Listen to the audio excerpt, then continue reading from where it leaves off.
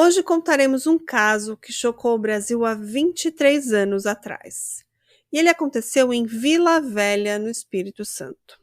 E eu já vou começar o episódio deixando um alerta que esse caso envolve crianças e muita violência. Então, se você não se sente confortável, é melhor parar por aqui. Esse é o Drink com Crime, um canal que conta casos de crimes reais, sempre acompanhado de bons drinks. E eu sou a sua host, Carla Moraes. E eu sou a Juliana de Viziers. E esse é um caso bem famoso, assim, na época, foi bem midiático e acabou ficando no esquecimento. Então, eu resolvi trazer para vocês. E vamos lá, Juliana. Naquele dia, Marcos Itiberê Rodrigues de Castro pegou os filhos na saída do colégio onde estudavam, na escola São José, sem avisar a sua mulher. As crianças eram Gabriela, de 8 anos, e Marcos, de 9. Jânia Carla Colnago de Castro Caiado tinha a guarda dos filhos, mas naquele dia, 3 de maio do ano 2000, o pai foi pegar as crianças sem o seu conhecimento. No primeiro momento, parecia tudo bem, as crianças passariam o final de semana com o pai, mas depois não voltaram para casa.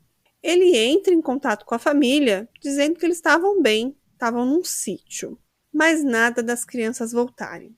E 10 dias se passam. Foram dias de angústia e não se sabia o paradeiro de Marcos Itiberê e nem dos 2 filhos. Desde o dia que Marcos pegou os filhos na escola e avisou que iriam para um sítio, não se comunicou mais com a família. Até que ele faz um telefonema. Ele liga para o seu pai, um procurador de justiça. Ele conta ao pai, chamado Carlos Itiberê de Castro, que os filhos estavam no seu apartamento, mas que o Marcos, pai, né, o Marcos Itiberê, o pai das crianças, ele não estava lá. Ele estava em Juiz de Fora, numa clínica de reabilitação. O Marcos Itiberê teria se internado espontaneamente na clínica de saúde Esperança. Então, assim, nada fazia muito sentido, né, Juliana? Imagina, o pai pega as crianças na escola, aí todo mundo atrás dessas crianças, atrás deles e nada, e de repente ele liga pro pai dele, dizendo assim, ó, o avô das crianças, né? Olha, as crianças estão lá em casa e eu tô internado numa clínica de reabilitação em Juiz de Fora, que tipo, em outro estado, né? Eu fiquei imaginando o desespero dessa mãe, com os filhos de 10 dias, sem saber o paradeiro, sem saber para onde o pai ligou. E imagino que nesse momento que o avô ligou e avisou que estava com as crianças, deve ter sido até um certo alívio para a mãe, né? Uma esperança, meus filhos devem estar bem com o avô. Ou será que eu estou errado? Naquela ligação ele disse que os filhos, as crianças, né, a Gabriela e o Marcos estavam em casa, no apartamento deles, e o avô, claro, muito preocupado, também queria saber do paradeiro dos netos e prontamente se dirigiu ao local, que é um apartamento do filho dele, e ao chegar no apartamento, a cena era algo de difícil compreensão.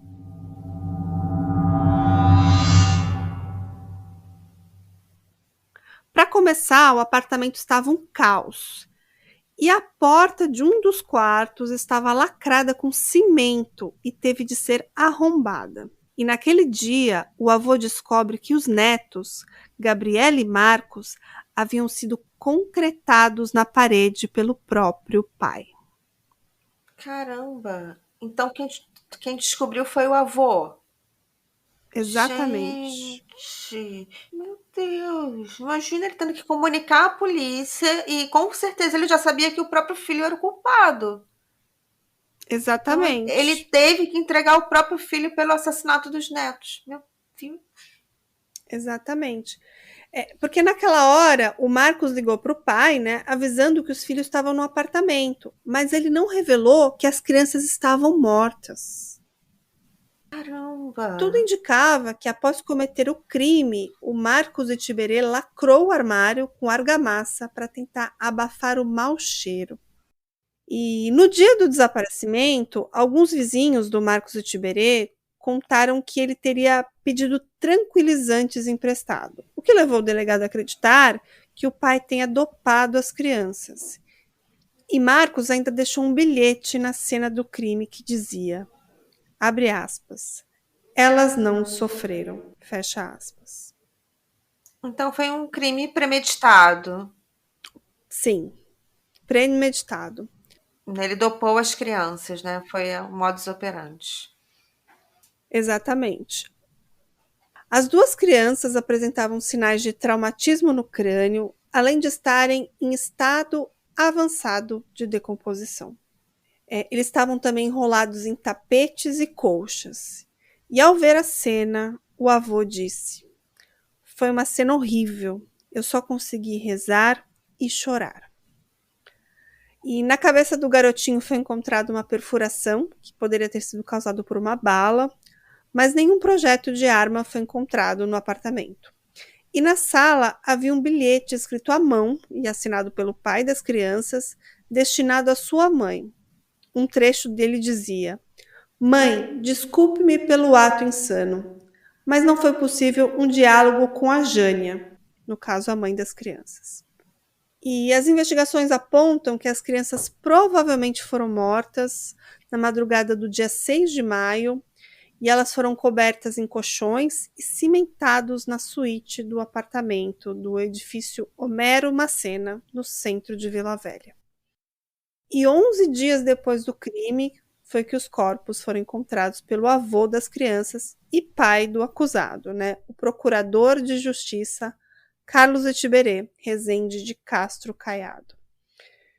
Então, o Marcos Etiberê, o filho, né, desse procurador que encontrou essas crianças mortas, que causou tudo isso, né? Era um duplo assassinato de irmãos, um crime brutal que marcou a história capixaba. A Gabriela Conago de Castro Caiado tinha 8 anos e Marcos Etiberê Rodrigues de Castro Caiado, filho, 9 anos.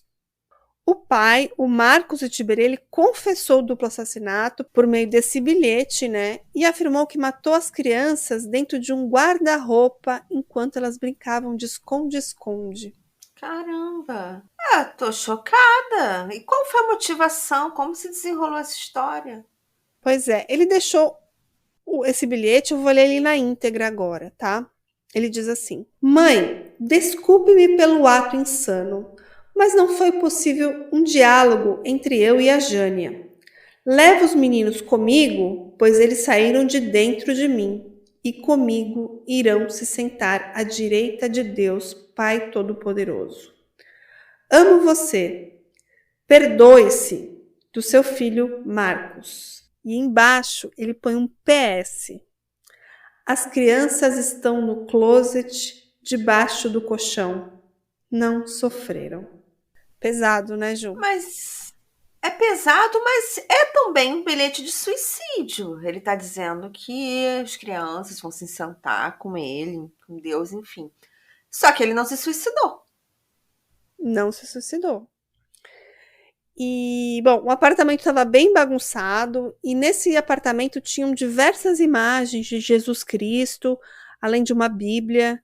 E o delegado do caso deu uma entrevista dizendo, abre aspas, ele parecia ser um homem religioso, o que não condiz com esse crime, fecha aspas. Eu não entendi muito bem essa fala desse delegado, mas eu achei interessante colocar aqui porque tinham realmente muitas imagens e a Bíblia foram itens que marcaram ali a cena do local. Eu acho que o que ele quis dizer é que não se espera um crime tão brutal contra os próprios filhos de uma pessoa religiosa, porque isso vai contra os dogmas de qualquer religião. Exatamente. E a polícia então afirmou que ele teria dopado as crianças e o departamento médico legal indicou a morte por esmagamento do crânio, no caso da menina. Já o Marquinhos, o menino, teve esmagamento e perfuração no crânio. E os corpos foram encontrados no Dia das Mães, emparedados na suíte do apartamento do assassino. Ah, então foi uma vingança contra a mãe. Para ser nesse dia, para ele ter avisado, foi uma vingança. Gente, Exatamente. caramba. Bom, e tudo indicava que as crianças foram mortas com tiros e pancadas na cabeça, e o pai ainda teria usado um travesseiro para abafar o som dos disparos do revólver, um revólver calibre 38, e não chamar a atenção dos moradores do edifício Homero Macena, que ficava em Vila Velha, onde ocorreu a tragédia. Então ele deu um tiro e ainda espancou a criança, é isso? Tudo indica que talvez ele pode ter batido com algum objeto contundente na cabeça dessas crianças, porque elas tinham traumas, e talvez quando elas não morreram, ele sufocou com um travesseiro e deu um tiro, assim, tipo, por cima do travesseiro, para abafar o som, sabe? Muito triste. Muito triste. E ele tinha falado de tranquilizante, ele chegou a usar tranquilizante? Nas investigações dizem que sim, mas que isso não teria surtido o efeito que ele esperava, que as crianças estariam brincando quando ele cometeu o crime, tá? Bom, Entendi. E de acordo com o delegado Germano Henrique Pedrosa, que trabalhou nesse caso, o Marcos Etiberê teria matado os filhos no dia 6, 3 dias após pegar as crianças na escola. E o acusado ainda dormiu por 4 dias no apartamento depois de ter assassinado as crianças. E ele alegava que estava muito deprimido e que não teve consciência do que fez. Mas, ao mesmo tempo, ele contou detalhes do crime ao delegado e disse que planejou os acontecimentos. Não posso me arrepender de um ato que não fiz em sã consciência. Aqui temos uma fala de Marcos Itiberê ao ser questionado. E em depoimento ele fala que não podia se arrepender de um ato que não fez em sã consciência. E muito abalada, a mãe, a Jânia, ela nem teve forças para acompanhar o enterro dos filhos. Eu imagino que foi muito difícil. E parentes disseram que ela tentou se suicidar quando soube da morte. E o Marcos Itiberê, o pai das crianças e assassino, ele já tinha um histórico ali complicado, né? Tanto que um irmão dele, chamado Leonísio, afirmou que o irmão tinha problemas psiquiátricos, dizendo que ele tem um histórico de dependência de drogas, que tomava remédios fortíssimos. Mas, Juliana, esse não foi o primeiro crime cometido por Marcos Itiberê. Não? Em 1999, meses antes de matar os filhos, ele foi indiciado pela morte do ex-marido da Jânia, o ex-marido da mãe das crianças, que é o Marcos Antônio Pedrini de Souza. O Marcos Itiberê teria invadido a casa onde estava a Jânia, a mãe dos seus filhos, e o ex-marido dela, o Marco, também é outro Marco, então é o Marcos Itiberê que matou, e a vítima, o Marco Antônio. Então ele invadiu a casa e cometeu esse crime. Nessa época, a Jânia e o Marco Itiberê já estavam em processo de separação e ela estava passando uma temporada na casa do ex-marido. Não sabemos a motivação, mas o que acontece é que o Marcos Itiberê teria pulado o muro, entrado no imóvel para agredir a Jânia, e na época eles eram ainda casados, né? Eles estavam em processo de separação. E o ex-marido, que se chama Marco, tentou impedir que ela fosse agredida, e durante a discussão, o Marco Itiberê o matou com um tiro no peito. E depois de atirar, o Marcos Itiberê fugiu. E detalhe, Juliana, o filho do Marco Antônio, da vítima, que era uma criança na época, presenciou toda a cena. Caramba! E pela morte do Marco Antônio, o ex-marido da Jânia, o Marcos Itiberê foi apenas indiciado pelo crime. Ele não foi preso e ele responderia em liberdade. E tempos depois começaram os pedidos de divórcio por parte da Jânia e toda a discussão pela guarda dos filhos, que ficou para a mãe. E apenas 11 meses após esse crime, o Marcos Itiberê mataria os seus 2 filhos de forma brutal. Mas agora, finalmente, depois de matar o ex-marido da Jânia, matar os 2 filhos, ele finalmente estava atrás das grades. E temendo por novos crimes, o pai dele pediu ao delegado do caso que o mantesse em um presídio e não num instituto para psicóticos. Ele ainda disse: ele pode matar de novo e eu não o considero mais meu filho. O Marcos Itiberê foi condenado no ano de 2003 a 43 anos de prisão E a mãe das crianças, a Jânia, foi testemunha de acusação e ela chorou na leitura da sentença. E o advogado do Marcos Itiberê disse que iria recorrer da decisão, alegando que ele tinha problemas mentais, mas ele não conseguiu convencer o júri, né, de enviar o réu para um manicômio judiciário, que era o que eles queriam. Então, o Marcos Itiberê foi realmente levado a um presídio. O advogado disse que seu cliente sofre de surtos psicóticos, que teve problemas durante a sua criação, mas os jurados concluíram que o criminoso possui sim um transtorno de personalidade, que é desprovido de conceitos morais e éticos, mas que devia sim ser responsabilizado pelo crime. E ele também ainda foi julgado depois pelo assassinato do ex-marido da Jânia, tá? Bom, mas a Juliana deve estar perguntando, vocês também ouviram. E a motivação? Né? A motivação era só isso mesmo, tá? Só vingança, vingança. Mas a história não para por aqui. Numa sexta-feira, dia 7 de agosto de 2011, um novo acontecimento. A polícia está protegendo a ex-mulher do homem que matou os próprios filhos 11 anos atrás. Marcos Itiberê fugiu da cadeia ontem à noite. A ex-mulher dele está apavorada. Marcos Itiberê fugiu naquela noite do Instituto de Readaptação Social, em Vila Velha. A gente fica sabendo toda hora que ele vai sair, que um dia, a qualquer momento ele vai sair. E a gente morre de medo. Jânia teme que agora que fugiu da cadeia, Itiberê cumpra a promessa que fez durante os 11 anos em que esteve preso. A oportunidade que ele tem é essa, por isso que eu sei que a gente tem que se esconder, porque ele saiu com essa intenção. Ele saiu com a intenção de matar. E a ex-mulher teria sido levada pelo Serviço de Proteção a Testemunhas para um local não informado por motivo de segurança. Marcos Itiberê fugiu do Instituto de Readaptação Social de Vila Velha. A Secretaria de Justiça informou que ele cerrou as grades da cela e pulou o muro da penitenciária usando uma corda feita de lençóis. Itiberê ficou no presídio de segurança máxima de Viana até 2009 e foi para o IRS em Vila Velha por determinação da Justiça. E na época, o advogado do Marcos Itiberê disse que a fuga era mais um surto do cliente e demonstra sua fragilidade mental, dizendo, abre aspas, ele não tinha motivo para fazer isso.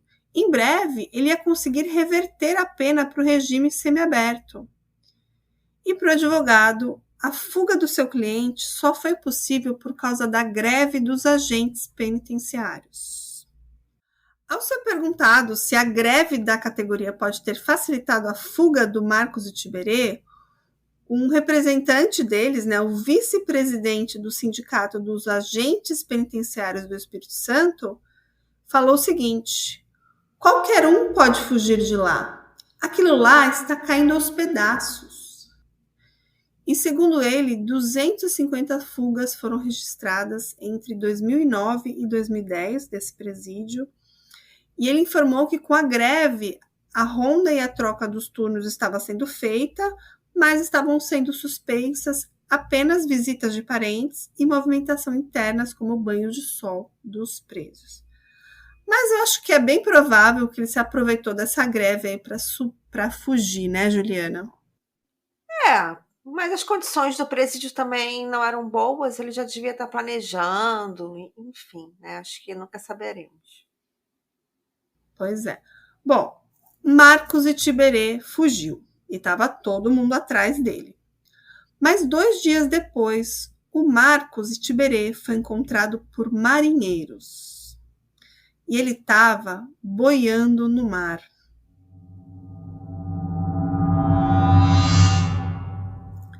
Machucado e vivo. E segundo testemunhas, ele se apresentou como biólogo. E ele disse que ele tinha caído, que ele estava numa ilha, ele caiu no mar e que ele não sabia nadar. Mas o caso dele estava em todos os jornais e ele foi reconhecido e a polícia foi chamada e ele foi capturado. Bom, o Marcos Itiberê estava boiando próximo à Ilha das Pombas, que fica entre Vila Velha e Vitória. Em depoimento, ele disse que fugiu do centro prisional porque ele considerava que ele já tinha cumprido 1/3 da pena e que ele estaria livre na cabeça dele, sabe? Ele se machucou, ele teve uma torção no tornozelo e lesões na coluna, e caso ele não tivesse sido socorrido pelos marinheiros em um barco rebocador, ele poderia ter perdido a sua vida. E ao contrário do que os responsáveis pelo presídio disseram, Itiberê disse que fugiu do presídio sem cerrar as grades da cela. Ele disse que passou uma noite numa ilha e se machucou e tentou nadar aproximadamente 300 metros para seguir em fuga quando foi resgatado pelos marinheiros. Ele ainda disse assim: eu tinha livre acesso ao instituto e sempre tive um bom comportamento pelos presídios que passei. Na noite de sexta, fiquei sabendo que ia ter uma festinha por volta das 19 horas. Eu arrumei a minha bolsa, peguei meus remédios e fui para a parte desativada do presídio. Eu pulei o muro com a ajuda de lençóis. Não precisei de ajuda de ninguém para fazer isso. Parece que é bem fácil fugir desse presídio, né, Juliana? Parece que sim, né? Ele também parecia ser um criminoso habilidoso. Sim, extremamente inteligente, extremamente habilidoso.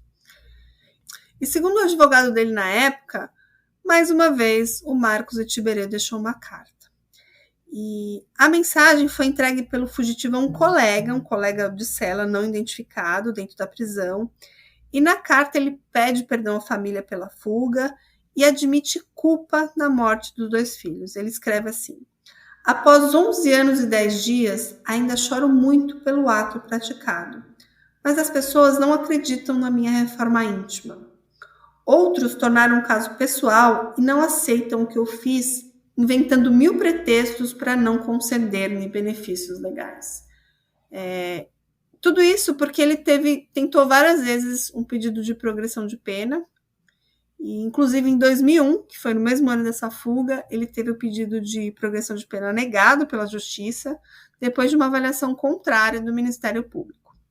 Alguns pareceres de psicólogos e assistentes sociais apontavam que Itiberê era perigoso e oferecia risco de cometer outros crimes. Em 2017, 17 anos depois da sua prisão, ele foi submetido a um novo exame criminológico para decidir se ele teria direito novamente à progressão de pena, no caso para o regime semiaberto, mas essa foi novamente negada. Então esse é o caso de hoje, Ju. O que você achou? Achei o caso muito legal, mas muito triste, né? Logo no Dia das Mães, alguém fazer isso com a sua ex-esposa, ex-companheira. Fiquei bem triste. Ele não aceitava esse fim desse relacionamento, aparentemente. Ele já era um cara descontrolado. Imagina, ele matou o ex dela, o ex-marido dela. Então, assim, eu acho que essa mulher estava extremamente acuada, né? E também acho que tem um erro muito grande da escola liberar os filhos para esse pai, né? Ainda mais que ele era acusado de um crime, que depois ele foi condenado de ter matado o ex-marido daquela mulher. Então, tinha que ter uma medida protetiva, tinha que ter alguma coisa, mas a lei foi omissa mais uma vez, né? Mas será também que a escola sabia? É assim que a escola trabalha. Acho que faltou uma falta de comunicação, né? Esse caso me lembra muito o caso da Fera da Penha, né? Que acho que todo mundo conhece, que no caso era uma amante, né? Do cara que foi lá e pegou a filha e que teve essa omissão também por parte da escola. Mas nesse caso agora era o pai biológico, né? Acredito que ele provavelmente estava autorizado. A mãe dele não deve ter tirado a permissão dele para entregar. Exato. Acho que ela também não imaginava que ele ia pegar as crianças na escola para cometer esse crime tão brutal, né? Com certeza não. Acho que é isso, é um caso curtinho, mas é um caso que marcou a história do Brasil, que marcou a história do Espírito Santo especificamente. Um caso muito brutal que aconteceu na cidade de Vila Velha. Então é isso, gente. Ficamos por aqui essa noite. Como sempre, pedindo o seu apoio para o nosso podcast, seguir a gente nas nossas redes sociais, que é o @drinkcomcrime. Lá vão ter fotos desse caso, fotos das crianças, foto da cena do crime e tudo mais. E quem quiser ser nosso apoiador, pode apoiar a gente na Aurelo, tem apoios a partir de R$3, e a gente também tem um grupinho super legal no WhatsApp para apoiadores, né, Ju? E os apoiadores têm direito a um caso exclusivo por mês, um caso muito legal. Exatamente. Todo mês tem um caso bem bacana e a gente discute nesse grupinho, a gente bate papo, manda foto de pets, manda receita de drinks. Então, quem quiser ser nosso apoiador vai ter direito a esse acesso exclusivo e a gente troca ideia. É muito bacana. Então, apoie o Drinkzinho e faça o nosso canal crescer. E faça 2 podcasters felizes, né? Ajude a gente a sorrir e manter o nosso drinkzinho. Então é isso, gente. Até semana que vem. Estaremos de volta com mais um caso. Grande abraço. Tchau, tchau! Tchau!